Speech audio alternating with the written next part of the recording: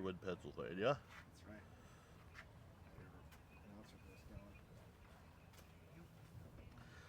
I just want to make sure we're. Ow. Did you get that? Yeah. Yeah. Not record. Hold on. Yeah, we'll start recording now. Test. Check. I can move this closer too. Hello. Sound okay? Stay up. We're still spiking a little high. Test.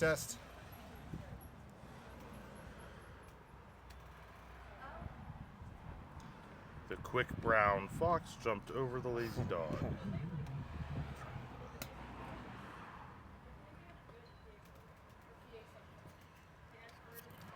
Check. 1, 2. Mic check 1 2 1 2.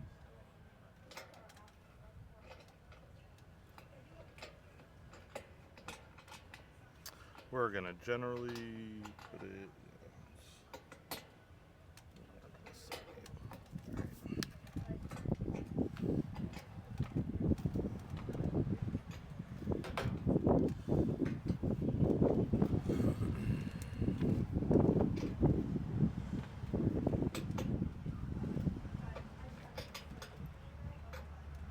Because what time do you start playing?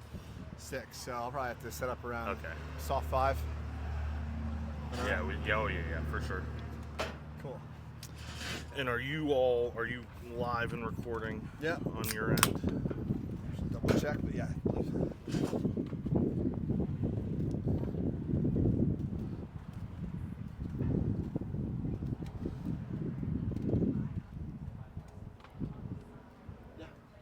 Nice.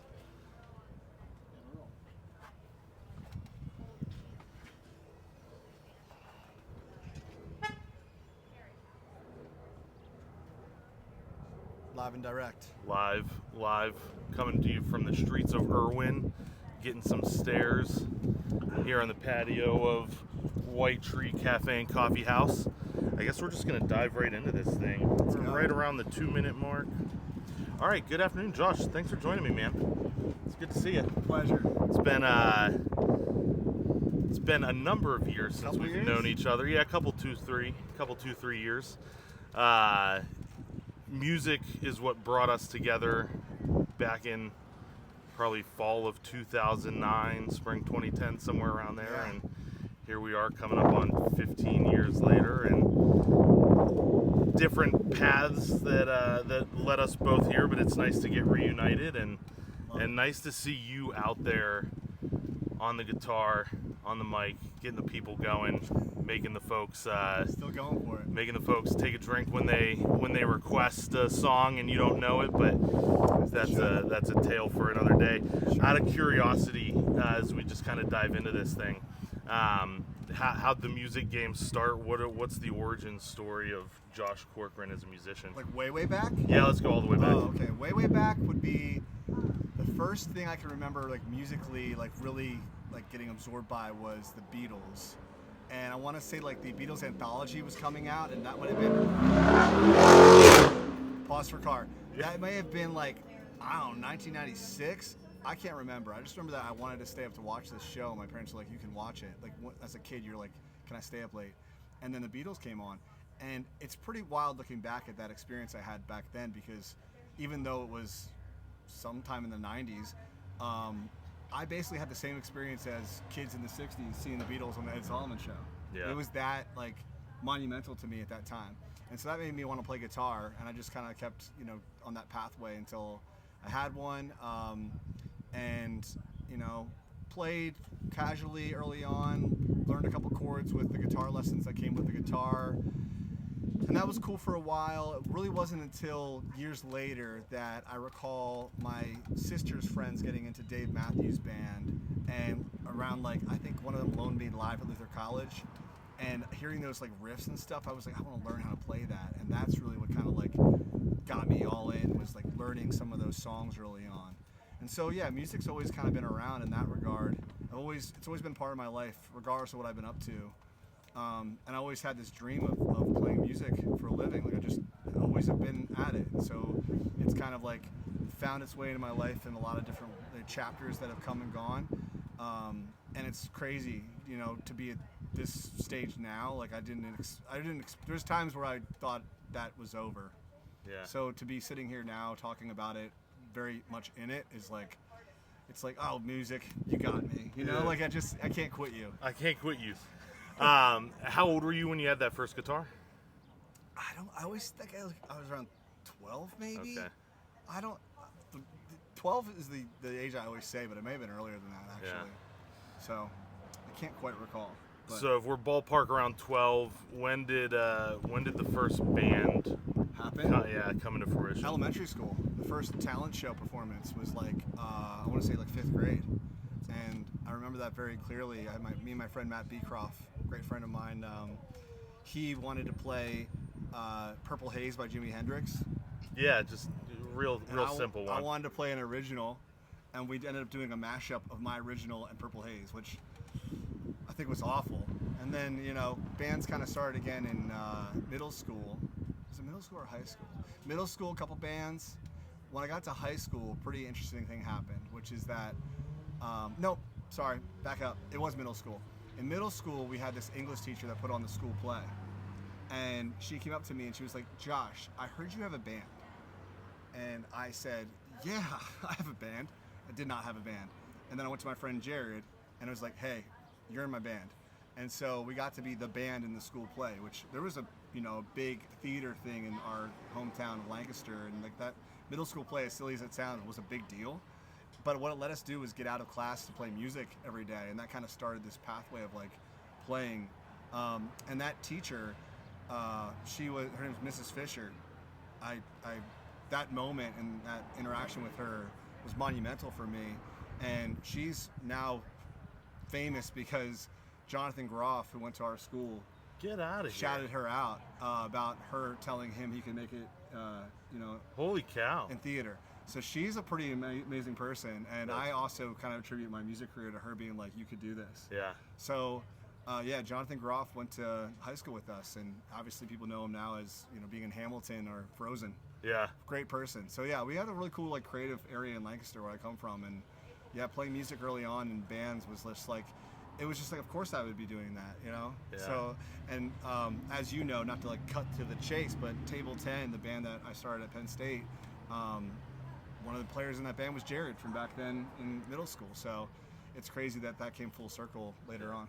I was gonna say, because that was gonna be one of the questions in terms of how you, Jared and Antonio all got together. That teacher sounds like a dynamite person. Yeah, and it's she's amazing. always nice to have those people in your life who make that difference. The Jonathan Groff connection there is crazy Wow. too, though. Yeah. It's a Pat Howley exclusive. Oh yeah. Just dropping bombs Yeah, on please. everyone here from Main Street, USA. That's right. It's funny because you talking about that first talent show and doing it was like, all right, we did a hybrid of a cover of Purple Rain and an original Purple Haze. Even harder. I got to know you because of the Table 10 days, because of the Penn State and playing all the bars there. Yeah. And that was obviously very cover heavy for what that scene was. Sure. But then, you got the project coming out tomorrow, the Table 10 album, that I think I might have a copy of that CD somewhere. And They're floating around. and the shirt with the bears Oh, was was a it? conscious Wow. decision coming down here. That was the old Table 10 mascot. for Yeah, sure. so I was just saying, I didn't know if I you don't were have wearing the a hat on right today. now. I thought maybe tomorrow I'll wear it for Yeah. the Table 10 release. The original stuff, how do you start with the ideation of that and the collaboration and getting all that down and getting it to a point where you guys are all happy with it for something that's brand new that you're creating out of thin air, as opposed to, you do a cover of Gray Street and there's some, there's a foundation that's rooted there and what it. You mean just in general, or you mean like Table 10 related? Table 10 related. Okay, but Table 10, we always had aspired to being an original band, even though, Penn State was very much, as far as I know, still is a big cover scene. And that's just kind of like the nature of the beast in State College, is that like you have these kids that want to party and they want to hear songs they know. And, we didn't set out in Table 10 to even be a band. Like, that's the craziest thing about it is like, it was just kind of like at the end of college, we had always said, me and my friend group, that we were going to go do an open mic for fun. And Antonio, the drummer in Table 10, he used to like drum on like a cheese ball bucket, and like we just jam, and like, you know, our friends knew that we did this, but it wasn't an actual thing. And at the time, Table 10 was made up of me, Antonio, and Zach McHugh, a friend of ours who had an incredible voice. And so the three of us went down to the First to play, and what was crazy about it was that, you know, we did the open mic that everyone did at the First, which, you know, was every Monday, and we did like 5 songs, and no one cared. Like, no one, there was no reaction. Our friends were there and they were amping us up, but like, it was like the 5 songs were done, and it was like, okay, we're done for the night. So that same night at midnight, you know what happens at the First. Everyone comes down to celebrate their 21st birthday. So at midnight, once open mic was done, everyone started flooding down. And a friend of ours, Jess, who I thank God for to this day, asked Mike, the owner of the First, can they play again? And I didn't, this was unprompted. I wasn't like, go ask Mike. She just did it on her own accord. And he was like, yeah, I don't care. Because at the time, no one played on Monday nights. And we went back up, played the same 5 songs, and crushed it out of the park. Like, the place was going wild. So much so that he said, come back next Monday. And that little moment changed the course of my life forever. And so that's kind of the foundation of Table 10. And, you know, as we started becoming a band, we didn't even have a name until Mike was like, you need to pick a name. And we're sitting at Table 10, we're like, oh, call it this, because it doesn't matter. It wasn't supposed to be a thing. But we always aspired. I mean, especially me, I think, and Antonio, who wrote together early on, aspired to be an original band. And that was the tough thing. It's the thing I'm still trying to figure out today, is how to make that happen. But when it comes to like songwriting and creating, with Table 10 back then, you know, Antonio was a great songwriter. He has like a very different style than I do. I'd say I'm more like a pop sensibility, and like I love hooks. And then I remember early on, we kind of like just had this plan, maybe for our second year on tour of the Jersey, Maryland, Delaware shore, to take a CD with us to sell at our shows. So we booked the time, and that kind of created this like, we had this like deadline to write for. And so there was a couple songs that were floating around, but you know, at the time we really had to like finish them and like work together on that. And you know, it was just a like, I remember there's times we were going to the studio and we're like, we don't have a bridge yet for this song we're about to record in like 2 seconds. And so like there's parts of that you know, album or EP that's coming out tomorrow, Lift Me Up, that I look back on as like, it's crazy. It's just like a chapter of my life now. You know, it was like 12 years ago, I think, maybe more. And you know, I hear like a very young Josh, and my voice sounds way different now.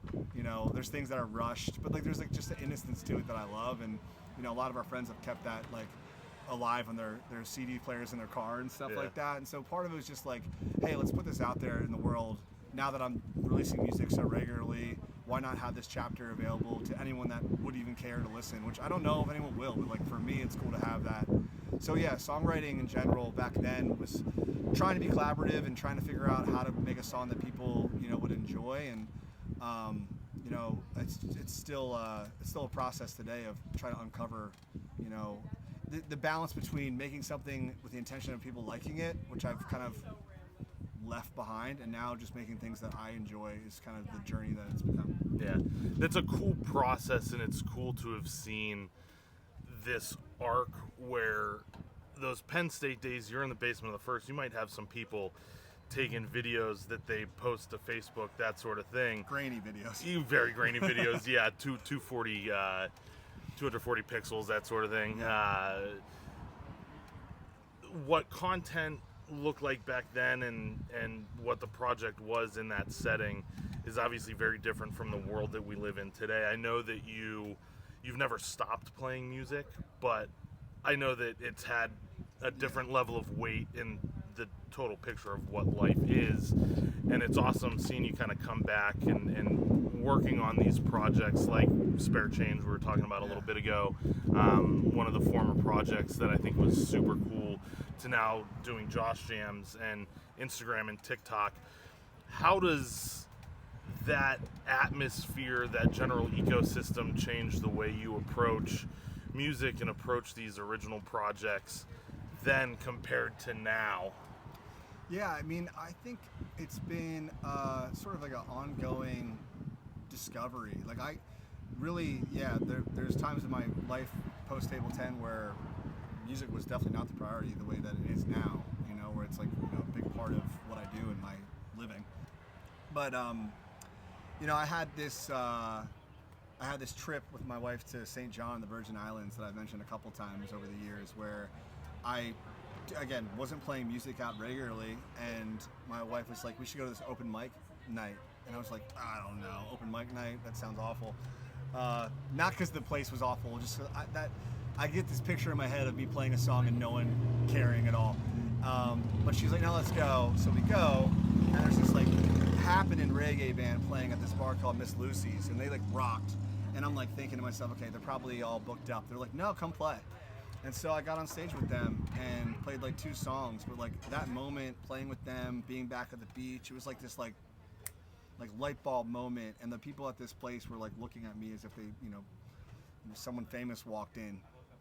It was just a crazy moment. And I was just like, you know what, if I'm a millionaire or I'm broke, I'm gonna end up on an island one day playing my guitar. And whatever happens, like this is where I will be. And this is what I'm supposed to be doing. So when I came back from the island, that's when I was like, well, that is the goal. I may as well start posting videos up. And that's sort of where this whole thing started, was just like, I'm going to start posting now for when I'm, I don't know, 50 and move to an island someday. So hopefully I can have my pick of the island of where I play at. And that was like, the cool thing about that like inspiration was that I didn't go into it with any anticipation of like anyone caring. So I just put videos up and didn't expect anyone to care at all. And when a video had 0 views, I was like, whatever, just do it the next day. My goal was just like put up a video a day. And then eventually one had like 15,000 views. And I was like, whoa, that's weird. And then just down the road here at New Crescent, where I play at a lot, there was this interaction. I wasn't supposed to be playing a show this night.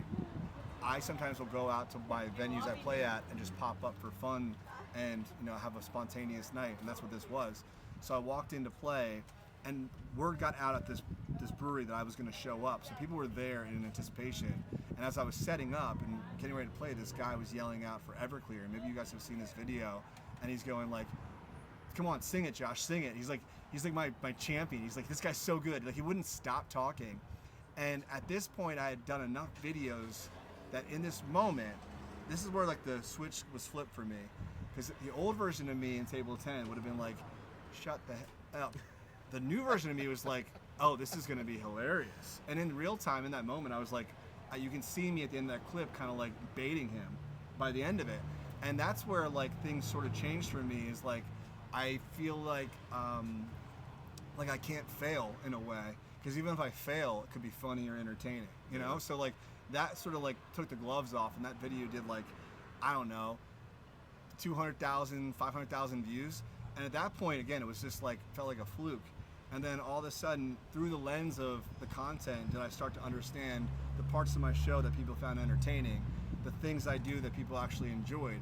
And so like, it's not so consistent that I'm like looking at every little minutia, but it is like a thing where I can be like, oh, you know, maybe this song would hit, or, you know, if a weird moment happens at my show, I'm gonna lean into it and like let it occur and not like stop the train from rolling. And so that's been kind of like part of the inspiration of what's kind of evolved into the show that it is now. And the original thing has really been like my own sort of like, you know, I have from Table 10 to now hundreds of songs in my phone that, you know, were going to be Table 10 albums or whatever, solo albums. And, you know, at a certain point this year, I looked back on 2023 and I was like, you know, as happy as I am with where I'm at, I didn't get a single song really out the door. And so I need to stop over-indexing on like the inspiration and start like getting into the execution of original songs. And that's sort of what 2024 has been, is like, similarly to the content, I don't have any expectations of anyone listening to my original music. Yes, I'm promoting it. I'm trying to learn how to do that. Yes, each song I put out, I love, and I'm like, this is a fun endeavor. But I'm approaching it like I did the content, in that I'm trying to feed the machine in a way, while also tweaking over time. You know, like, what can I learn from the next single that I can glean from the last one? And that's been kind of like a new thing. So it's back to that same philosophy of like, I'm not putting any expectation on the outcome at all. I'm just trying to build a process that's sustainable, that can sort of introduce this part of my artistry of my original stuff. Yeah. Well, I can tell you that the output has been awesome to see, and I know you might not necessarily think about that going into it, but you know, the leap of faith to put yourself out there, recording that stuff, you know, it's been incredible to see, and it's been enjoyable to consume that as well. It's funny you talking about the Virgin Islands and some of that reggae, you know, influence. I think I probably hear a little bit of that in Stacks, obviously. Oh, yeah. Definitely a Sublime type song. Yeah, and it's you know, it's cool kind of seeing those other musical influences shape what you're doing. In terms of that first video with the guy shouting out Everclear, Yeah. you know, obviously we're sitting here on the patio of White Tree Cafe and Coffee House in Irwin. You've got a show that you're going to be playing in an hour and 15 minutes or so here. Yeah. Knowing so much of those viral, and you know, viral is kind of an interesting word to throw in there, but Yeah, sure. knowing a lot of those viral moments come from these kind of spur of the moment interactions with folks. For a show like tonight, how much of this show do you have planned out? How much of that is improvisational for you? I have no idea what I'm going to play tonight at all. Yeah. I don't even have a guess. All I know is that I'm having Isaiah, my friend that plays ukulele, come, and, you know, gauging the type of event that this is, which is like, you know, music on the streets. People are going to be wandering through. You know, there's kind of two versions of my show. There's like the jammy musical version of it, and there's the crowd work interactive version of it. So this is not going to be a crowd work show. I mean, if it happens, like, I'm not going to stop it from occurring. But my expectation is that we're going to be kind of background music for setting a cool vibe and showing off a bit. But that's it. I have no idea what song we're going to start with. I don't know what song we're going to end with. I have no clue at all. And that's been kind of like part of the game, is like not knowing. Yeah. Which, you know, I'm realizing recently is a unique thing. Yeah. I didn't know that people didn't do that. So, yeah. I think that's half the fun of coming out and seeing how the show develops too, though, and that's where that riding the wave lets you kind of feel that energy and, okay, where do we want to go from here? Looking forward to hearing Isaiah come out and play with you today. Obviously, music and the content creation, Penn State, the different bands over the years have brought any number of people together, whether they're affiliated directly with the bands or the music production, or fans who are coming out and seeing it. Yeah. Whether that's, you know, Jared and Antonio, you got Isaiah coming out. I think about Antonio and Matt and their Calder and Pew project that still, you know, is taking place down in DC. Ran into Matt less than a year ago at a wedding down there in DC, great. And he was one of those guys that every night at the First on Tuesdays when we were at table 2, Matt and his whole crew were at table 1, and it was like you knew you could see those people. What are some of those connections that you've been able to make through music that have stuck with you over the years that you don't think you would have had those opportunities if it weren't for the music or for the content? It's a great question. I mean, like, you know, from the table 10 thing, it's like Jared and Antonio and I lived through such a unique experience to be 22 and 23 and playing 8 shows a week in new cities every night, and, you know, really living the life you always dream of when it comes to playing music. And they'll be my brothers forever. That's why, like, it's cool to be able to put out our old EP tomorrow, because there's nothing but like love between like us and that time. You know, it's not like there's no bad blood there. There's no expectation of anything either, other than just like, let's, you know, honor that chapter. And then, yeah, over the years, I think music's been a great gateway for making friends. Like, I mean, when we talk about Spare Change and the role that Peters played, I mean, that's a major friend of mine that like has been a big musical influence on my life. He actually produced the first 3 songs that I put out this year. So like, we've stayed kind of musical friends. And I met him on Craigslist. You know, like Isaiah, he followed me on TikTok and YouTube. Michael, my new percussionist, I met him on Craigslist. Like, and like, as crazy as that is to say, like in 2024 that you're meeting these strangers and interacting with them in that way, it's pretty remarkable that I've had the hit record I have of finding some great people. I know that's uncommon. There's nothing I can say about me that's led to that, other than I've just gotten lucky that I've met people. But through music, I feel like you get to establish relationships pretty quickly, and, you know, when you play with someone, you get a really good sense of who they are as a person, actually, you know, the way they approach, you know, collaboration.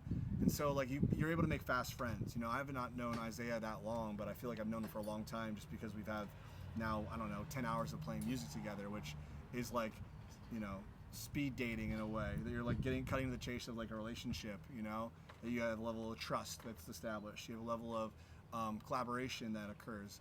So I think that the cool thing about the threads of my friendship is that, as a adult male, it's gonna be tough to meet people and make friends, like it's hard to be like, hey, do you want to be a friend of mine?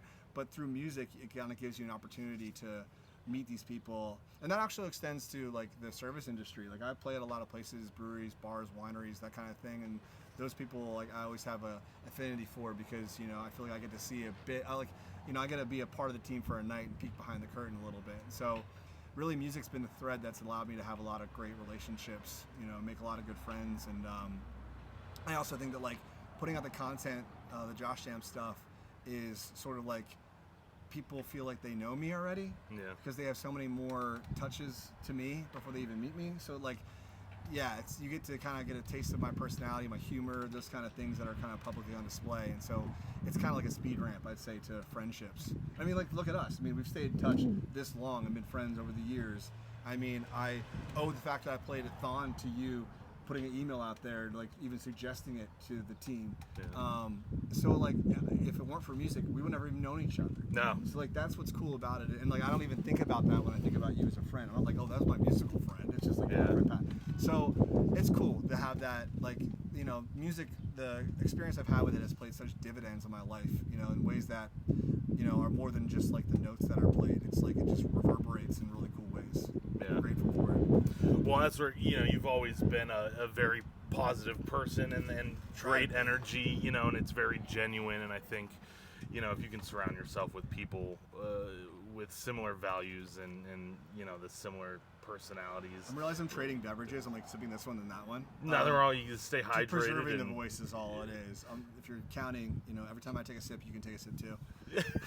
I was gonna say, you got your throat coat and your Lagunitas hoppy refresher there. A lot of shows this month, so I've been trying to like find ways to preserve my voice. It's funny, like back in the Table 10 days, like our pre-show ritual was taking a shot of tequila, and things have changed so much now. Where I'm like having my tea, and my throat lozenges, and it's so funny. Yeah, well, it's like it's another, not to drop another Dave Matthews reference, but it's like them in their green juice now before shows. Is that what they're you drinking? think, oh, that's their go-to. It's in their rider where all the different fruits and vegetables that are required. But yeah, you can see some videos. Sometimes they'll post stuff from the green room where the days of debauchery from Charlottesville and their frat house days coming up. It's cool. I mean, I like it. Now I feel like I can feel understanding to that approach. Like if you treat it like a fitness thing, it's like it makes it more fun, and you're feeling like you're feeling great, and especially in that moment where you're like interacting with people, you just want to feel like good. Yeah. So was that Deion Sanders quote? Look good, feel good, feel good, play good. Yeah, it's me on stage, man. See, me and Neon. Who would have thought we'd be getting a Deion Sanders primetime reference here? Josh Jams in primetime. That's the way it goes. So as we kind of come towards the end of this, as we're going to be getting ready to get you set up for this show tonight. I think about your journey. Growing up in Lancaster, you've been a Pittsburgh guy for a while now. Yeah. You mentioned Jonathan Groff. From those Lancaster roots, obviously on the Pittsburgh side of things, you've been able to open up for Rusted Root a couple times. What are the influences from Lancaster and from Pittsburgh, and how has that played into both your music and the way you approach content? Yeah, I mean, I was really lucky at a young age, because my dad worked for like the Anheuser-Busch wholesaler in Harrisburg, and what that enabled was I could go to all the concerts at Hershey Park for free. Get out of here. So when I was in high school, I got to see a lot of bands up close and personal. Some obviously that I wanted to see, Blink-182 and Green Day. I saw Foo Fighters open up for the Chili Peppers. I saw Incubus, and like some bands I probably would never, have like gone out of my way to see. I also saw Dave Matthews Band probably like 12 times over the years, and like peak Dave years, like 98, 99, 2000, 2001, like that, like great years for that band. And so like those formative years for me really like are the building blocks of like a lot of the songs I gravitate towards now. And Lancaster kind of reminds me of those days of like, just, kind of like jammy, sort of like, dispatchy stuff. And then, getting to Penn State, there's like a bit of cross-pollination. I mean, also, like, I love rap and hip-hop and things like that too, equally. Pittsburgh, what do I say with music now? I mean, like, I feel like where I'm at now, it feels a bit full circle a bit. Because, I'm sort of like, this year, especially being like a one-man band act, I just started like at the end of last year. Actually, full circle. I played with Antonio at a show on Thanksgiving Eve. And I had this idea in my mind for a while of pairing my loops with a percussionist, because the loops are so rigid and like you're on a metronome, you're locked in. And I have got bags of tricks that I can pull from, to make it a show. But when you add the element of like the live percussion and drumming, it really makes it feel like a live band experience, even though there's two of us. So Antonio jammed with me, and hearing how that sounded was like, yeah, I really got to put myself out there and find someone that I can play with. I got lucky because I found Michael Vicaro, and he's like a trained percussionist. Like he's knows Middle Eastern and African drumming, and so he's layering on these like actual rhythms on top of my songs now. And when the two of us play, it really is like, it's pretty wild that we're able to get the kind of sound we get with just the two of us. And so lately I've been back on like the Dave Matthews kick, and it's not something I planned, but just having a video go viral on TikTok that I never expected people to ever care about. Someone asked for Gray Street in the middle of Bellaterra, this winery, and literally no one in the room cared but the guy who asked for it. And people keep saying that I planted this guy. I did not. I mean, I have videos of me playing the song before. People do come out to shows now and ask for songs I played. I think that's what happened. But just that performance, that night, that video, whatever happened, the algorithm found the right people, and it got like 1.8 million views, and all the comments are people just going like hard on the Dave stuff, and I was just like, oh, I haven't listened to that music in so long. I think I was kind of like a jaded Dave Matthews fan for a bit, where I was just like, I heard it all. My favorite years are like the Leroy years, and like That's Not Now, and like kind of like let it go. And then seeing people react that way to that was really cool for me, because I was just like, oh yeah, that is what I do really well. And I've sort of been like hiding it, the riffy stuff, that style of music. And even my original, it's crazy because my original that came out that week, Advice from Strangers, sounds nothing like that. And while this new song comes out that I love, sounds nothing like anything Dave Matthews related, is going viral. And I'm like, this is weird that that's the thing they want, which is actually easier for me to do than this really produced track that I created. And so that brings us to now, where I'm like, really getting excited about going further in that direction, like seeing what I can do with Michael as a two-piece, pushing the limits of what I can do with the loop pedal, and bringing back some of the more riffy stuff I've written over the years that I think fits more of that mode. And even like I mentioned to you before, like we're talking heavily right now about putting together an all Dave Matthews Band night, really to keep this fan base growing that's finding me through those songs, and that community of people that love that music, which I'm one of them. And so that's the new journey currently of like, we're gonna try to put that together to create a show that we can hopefully tour outside of Pittsburgh in 2025, and then through that keep growing this audience of that's my that's who I would want to listen to my music, is those fans anyways. And so that's kind of where I see it growing towards, is like, not holding back from that influence, which is a big part of who I am musically. That blueprint is embedded inside of me in a way that I don't have to think when I play those songs. And the originals that fit that vein, I think that's the kind of stuff. Like, I'm writing things that I wish Dave Matthews would write. Yeah. I wish they'd play a song like this.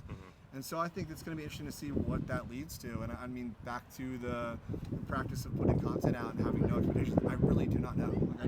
Like, same way I don't know what I'm going to play tonight, I do not know what's going to come from it. I just kind of follow the doors that open, and then I do my best to like strategize, what I can do with the opportunity that gets given to me. And then, if people take the chance to come out to a show like that, as a Dave head, I'm going to put on a show that I would want to watch. Yeah. And so I need to pick your brain about dream set lists and where we might take it. But like I think that's kind of the journey I'm on now, is trying to create a show that I can tour, to build a fan base that, you know, would hopefully go to that show and be like, what's he got, you know? Because I feel like with TikTok and the audience I'm building there, my regulars that show up in those videos and comment, and I see all of them, you know, they're out there. I just have to create the vehicle that can like unite them, and you know, the music that I feel like comes a little bit more naturally to me. You know, this year has been an exploration of originals and just a promise to myself to try and put it out there without, you know, expectation. And so I think what's happening very naturally of it going back that direction is a really cool thing for me, and I'm excited to kind of just follow that where it's leading me. Yeah. So, yeah. Well, I know, you know, it's the Dave Matthews arc is an interesting one. I can empathize with that a bit. I remember seeing them at the Gorge in 2016. Had a chance to go out for Labor Day weekend, but at the same time, I'll never forget getting back to SeaTac to fly back to Pittsburgh, and I literally unsaved all of the Dave Matthews that I had in my Spotify because I was like, I love this. It was, I think, shows 21, 22, 23, but I was just like, I need to take a break from this. Yeah. But I find myself over the last, I mean, we were texting a couple weeks ago. I was at Dave out in Cuyahoga Falls, and you know, the ebbs and flows musically, you know, are an interesting journey. But every time one of the videos pops up on my Instagram feed, I'm dialed in. I remember seeing the Dave, the Gray Street video, and immediately being like, "Send me the pre-sale code." So I'm looking forward to that coming out. Yeah. We're coming up towards the end of this, and I really appreciate you taking the time. My pleasure, I'm looking man. forward to the show tonight. We're obviously going to be on your YouTube page here. Last question, for someone who might be watching this who has not had a chance to come out to any of your shows, what can they expect from the vibe, from the music, from the crowd work? What would you say to people to get them out here to come see you? Man, you know, it's hard for me to put in a box. Maybe I'm too close to it, but I'd say that, like, you know, at least my approach is that I'm going to have a lot of fun, and my fun is going to spill out to you, whether that means, you know, being silly or my personality coming out. I'm not going to, you know, I'm not going to prevent you from having a good time. Like, I think that, like, my whole mode here is, like, if we're all together at a show, whether it be here on the porch of a coffee shop or a brewery, or, you know, if we can actually make the turn to these, like, club venues that we're going to try to aspire to get to, I just want people to, like, you know, if they come and they're there, it's like, all right, you're here, let's do it, you know, like, you've arrived, so let me do my best to make sure you leave here having a good time. And I know that, like, my dream is that someone leaves a show and, like, calls a friend and is like, you got to see this guy. Like, you know, whether that be a musical thing that occurred, a cover that happened that was unexpected, a funny joke, or, like, you know, something silly that happened as a result of, you know, anything that could occur. But really, like, the same way when I approach a show and I do not know what's going to happen, people have an opportunity to impact the show. Like, no show is going to be the same, you know? And I think that's kind of an interesting approach, because really, like, I think that when it comes to the experiences I've been having, it's just like finding this crew of people that, like, really just want to come out, have fun, relax, know that I'm going to take care of them. Like, you know, when you see someone play and they look awkward or nervous, you feel nervous and awkward, you know? So I think when I see people come out to my shows and they're sitting down and they start to get a hunch of what's about to happen as I start to interact with them, I can see them relax. Yeah. You know, and relax in a way of, like, okay, Yeah. like, he's gonna take us on a ride right now, you know, like, whatever that might be, whether it be musically or, you know, interacting with someone. And I think that that's kind of where I want you to, like, with all the insanity in the world right now, if you do make it out to my show, just know that for that 2 hours, 4 hours, whatever it happens to be, that, you know, you don't have to worry about, you know, the night ahead of you. You're gonna have a good time.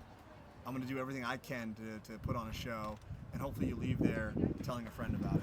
Yeah, well, I'm looking forward to the show tonight. I'm looking forward to this Dave show down the line, and excited to continue to see the journey that you've been on, and Dude, all good things coming. I'm excited for you because this is like your first solo pod, right? We're all just hanging out. Yeah, We're just figuring this thing out listen, together. How good is this guy at interviewing already? If you think Pat should continue, make sure you comment and say, keep going, Pat. Right? If you made it this far, obviously you enjoyed the conversation. Yeah. Pat's just starting this up. He brought the whole kit out here. But dude, I'm excited because I feel like you have such a thoughtful approach. And we know each other, but I just can't imagine that it wouldn't persist through any other person that you'd be interacting with. And I think that, like, you know, when it comes to these conversations, for me, it's so enjoyable when it's someone that actually cares enough to dig deep. So thank you for that. And I'll be watching you too, buddy. I appreciate it. It's just people helping people. So there you go. Good things coming. Maybe that's the name of your pod. There it is. That might be it. All right. All right. Have a good day, everyone. You did it. Dude, I appreciate you. That was great, man. You're a natural. Good dude.